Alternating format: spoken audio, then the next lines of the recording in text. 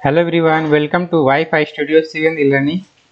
आज हम लोग पढ़ेंगे भारतीय अर्थव्यवस्था, जो इकोनॉमिक रिफॉर्म है जो 1991 से 2014 के बीच जितने भी इकोनॉमी रिफॉर्म हुए उसके बारे में आज पढ़ेंगे हम लोग।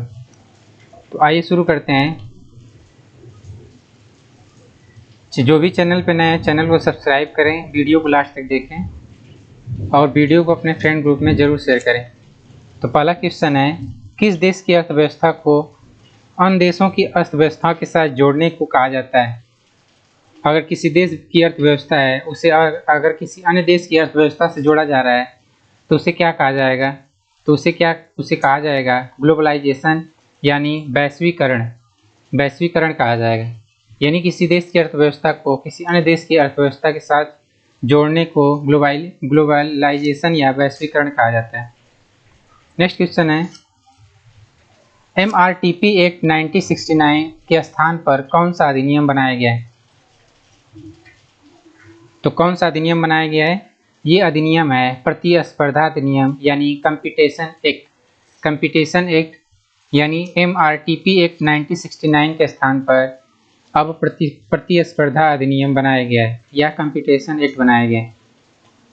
नेक्स्ट क्वेश्चन है, ये जितने भी क्वेश्चन हैं वेरी इंपॉर्टेंट है, जो एग्ज़ाम की दृष्टि से एग्ज़ाम में आने वाले क्वेश्चन है, तो इसको ध्यान से एक दो बार वीडियो को जरूर देखें, ये क्वेश्चन सभी याद हो जाएंगे। आइए नेक्स्ट क्वेश्चन देखते हैं।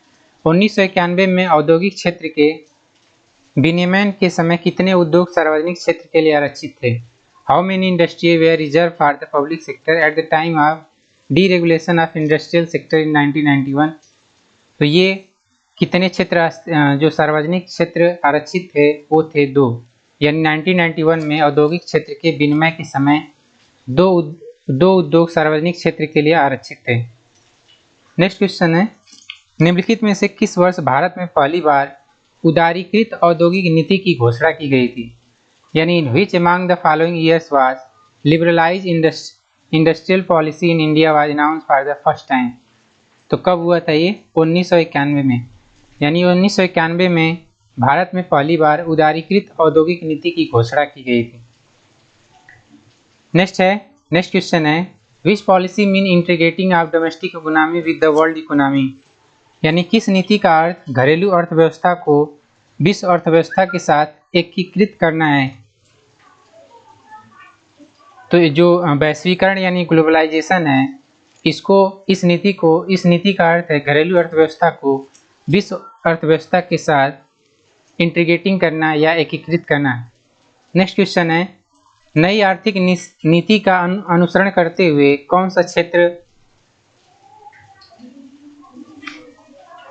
सा क्षेत्र मुख्य रूप से भारतीय अर्थव्यवस्था के विकास की गति प्रदान करता है? यानी which are the following the new economy policy which sector mainly drive the growth of Indian economy? यानी नई आर्थिक नीति का अनुसरण करते हुए कौन सा क्षेत्र मुख्य रूप से भारतीय अर्थव्यवस्था के विकास को गति प्रदान करता है? तो ये है सर्विस यानी सेवा। नेक्स्ट क्वेश्चन है, बुनियादी ढांचों में सुधार के तहत सरकार भारत के हवाई मार्ग से एक क्षेत्रीय संपर्क योजना शुरू करने के रूप में जाना जाता है। ये कौन सी योजना है जो बुनियादी ढांचे में सुधार के तहत सरकार भारत के हवाई मार्ग से एक क्षेत्रीय संपर्क योजना शुरू किए? तो यह योजना है उड़ान योजना। नेक्स्ट क्वेश्चन है, आर्थिक सुधारों का उद्देश्य भारतीय अर्थव्यवस्था को 3 विशिष्ट दिशाओं में ले जाना था, वो कौन था? यह LPG थे, यानी liquid petroleum gas. The economic reform for intended to take the Indian economy into 3 specific direction which are the LPG? आर्थिक सुधारों का उद्देश्य भारतीय अर्थव्यवस्था को 3 विशिष्ट दिशाओं में ले जाना था, वह है LPG। नेक्स्ट है, LQP राज रिफर्स टू, एक चीज़ यहाँ मिस्टेक है, LPG का कोई और अर्थ होगा।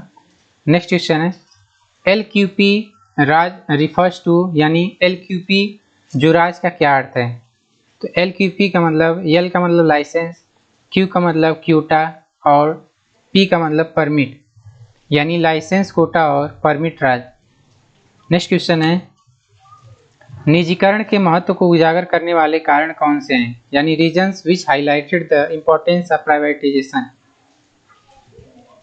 तो यह है अपव्यय को कम करके लागत को कम करें। ये जो कारण है ये निजीकरण के महत्व को उजागर करने वाले कारण है। नेक्स्ट क्वेश्चन है डॉट डॉट का अर्थ आर्थिक विकास प्राप्त करने के लिए नीतियों और नियमों और विनियमों के एक समय से दूसरी अवधि में परिवर्तन है। तो यह है इकोनॉमिक रिफॉर्म, यानी इकोनॉमिक रिफॉर्म का आर्थिक विकास प्राप्त करने के लिए नीतियों और नियमों और विनियमों के एक समय से दूसरी अवधि में परिवर्तन है। नेक्स्ट क्वेश्चन है इंडस्ट्रियल पॉलिसी ऑफ 1991 वाज, यानी 1991 की औद्योगिक नीति क्या थी। तो 1991 की जो औद्योगिक नीति थी वो थी प्रो प्राइवेट सेक्टर पॉलिसी, यानी प्रो निजी क्षेत्र नीति। नेक्स्ट क्वेश्चन है सार्वजनिक क्षेत्र की कंपनियों के हिस्से को निजी व्यक्तियों और संस्थानों को बेचने के रूप में जाना जाता है। तो ये डिसइन्वेस्टमेंट कहा जाता है इसको, यानी selling off the share of public sector company to the private individual and industrial is known as disinvestment, यानी विनिवेश कहलाता है। नेक्स्ट क्वेश्चन है सबसे जरूरी समस्या जिसने 1991 में नई आर्थिक नीति को लागू करने के लिए प्रेरित किया वह क्या थी। वह थी फॉरेन एक्सचेंज क्राइसिस, यानी विदेशी मुद्रा संकट, सार्वजनिक क्षेत्र का खराब प्रदर्शन और कर चोरी की ओर अग्रसर उच्च कर दर। तो ये सभी ऑप्शन सही होगा इसमें। नेक्स्ट क्वेश्चन है कृषि सुधार में कौन सा विधेयक सम्मिलित नहीं है। तो कृषि सुधार में कौन सा विधेयक सम्मिलित नहीं है, ये विधेयक है consumer and farmer protection bill, यानी उपभोक्ता व किसान संरक्षण विधेयक कृषि सुधार में सम्मिलित नहीं है। कृषि सुधार विधेयक में सम्मिलित नहीं है consumer and farmer protection bill, यानी उपभोक्ता व किसान संरक्षण बिल। नेक्स्ट क्वेश्चन है under the economic reform the government has adopted this investment policy, what does it mean. इसका क्या अर्थ है, यानी आर्थिक सुधार के अंतर्गत सरकार ने विनिवेश नीति को अपनाया, इसका क्या अर्थ है। तो इसका अर्थ है डिक्रीज इन गवर्नमेंट शेयर, यानी सरकार की हिस्सेदारी की कमी। नेक्स्ट क्वेश्चन है when was the first industrial policy economic policy introduce in India. Bharat में प्रथम औद्योगिक नीति यानी आर्थिक नीति कब पेश की गई थी। तो भारत में प्रथम औद्योगिक नीति आर्थिक नीति 1948 में पेश की गई थी। नेक्स्ट क्वेश्चन है कृषि कानून विवाद में एमएसपी समाप्ति की दर मुख्य कारण है, यह किसके द्वारा निर्धारित किया जाता है। ये किसके द्वारा निर्धारित किया जाता है, सीएसीपी द्वारा निर्धारित किया जाता है।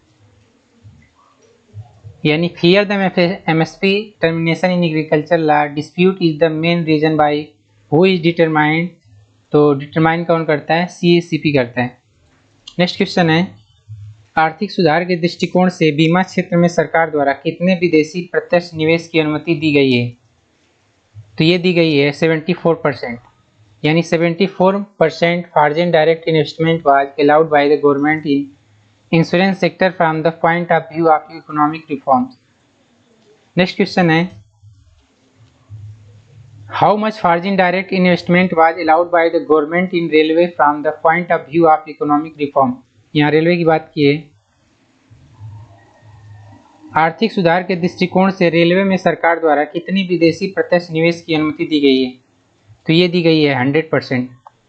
इसका सही ऑप्शन डी होगा। नेक्स्ट क्वेश्चन है 2021 में आर्थिक सुधार के दृष्टिकोण से लोक निगम विभाग किस मंत्रालय के अंतर्गत कर दिया गया है, यानी under which ministry the public enterprises department was made with Vue the of economic reform in 2021।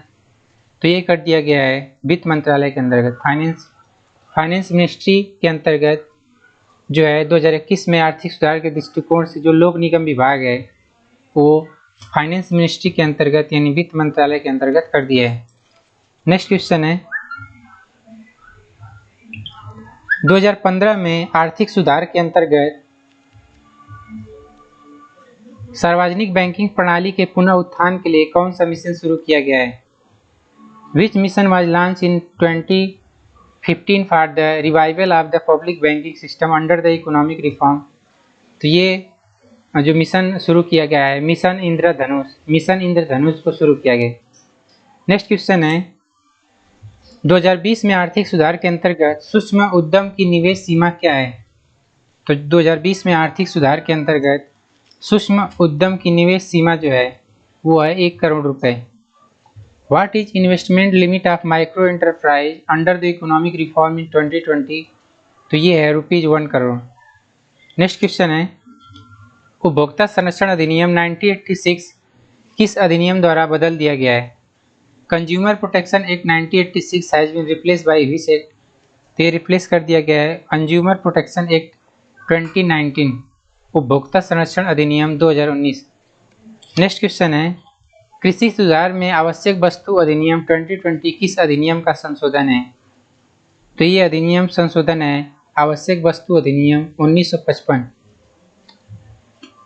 Next question है श्रम सुधार कानून 2019 के अंतर्गत हड़ताल पर जाने के कितने दिन पहले सूचित करना आवश्यक है? तो ये 60 दिन पहले सूचित करना आवश्यक है।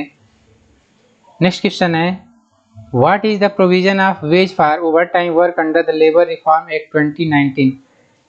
श्रम सुधार कानून 2019 के अंतर्गत ओवर टाइम कार्य के लिए वेतन का क्या प्रावधान है?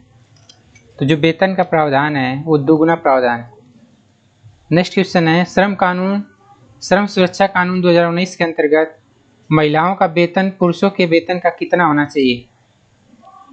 तो ये पुरुषों के बराबर होना चाहिए, इक्वल टू मेन, यानी under the labour reform act 2019 the salary of women should be how much of the salary of man? तो इक्वल टू मैन होना चाहिए, यानी आदमी पुरुषों के बराबर होना चाहिए। नेक्स्ट क्वेश्चन है how much salary of the employ will deducted for the reskilling fund under the labour reform act 2019? यानी श्रम सुधार कानून 2019 के अंतर्गत पुनः कौशल कोष के लिए कर्मचारियों का कितना वेतन कटेगा? तो ये कटेगा 15 दिन। ऑप्शन नंबर ए सही होगा। इसमें पूरा रीस्केलिंग फंड, इसको ध्यान देंगे। नेक्स्ट क्वेश्चन है कृषि सुधार से संबंधित कानून संसद में कब पेश किए गए? तो कृषि सुधार से संबंधित कानून संसद में जून 2020 में पेश किए गए थे, यानी when were the law related to agriculture reform introduce in the parliament, तो ये पेश किया गया था जून 2020 में। Thank you.